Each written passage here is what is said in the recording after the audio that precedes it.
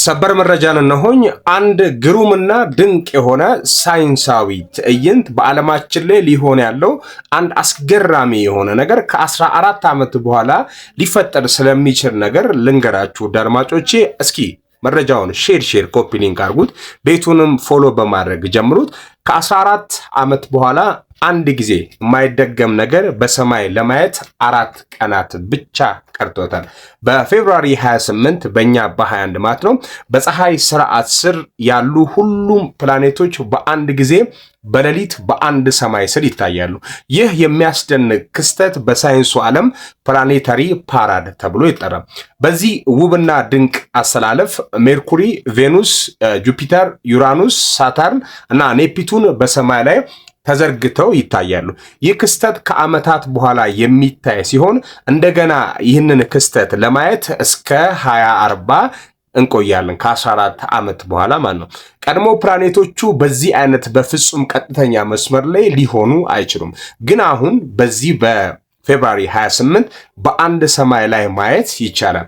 እንደ ቬኑስ፣ ጁፒተር እና ማርስ ያሉ የብሩ ፕላኔቶች በአይናችን ብቻ በቀላሉ ልናይ የምንችል ሲሆን ዩራኑስና ኔፕቱን ግን ለማየት ቴሌስኮፕ ያስፈልጋል። ቴሌስኮፕ ካለ በአንድ ላይ ተጣምሮ ማየት የምንችልበት እንግዲህ የሚገርም ድንቅና ትዕይንት ነው። ሰማይ ግልጽ ከሆኑና ፀሐይ ከጠለቀች በኋላ ወደ ውጪ ብቻ ብትወጡ ማንም ሰው ይህንን ማየት በቀላሉ ይችላል። ብርሃንና ፕላኔቶቹን ለማየት ልዩ መሳሪያ አያስፈልግም። ግን ቀላል የኮከብ ካርታ ወይም የአስትሮኖሚ መተግበሪያ የትኛውን ብርሃን የትኛው ፕላኔት እንደሆነ ለመለየት ትረዳላችሁ ማለት ነው።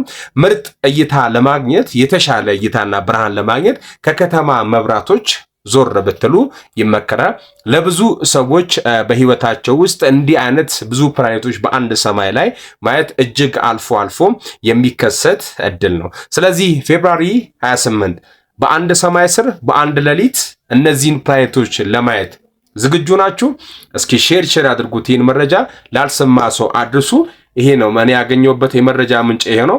on February 28 every planet of our solar system will gather in the sky for a rare parade that will not be again until 2040 ነው የሚለው። share this info. thank you.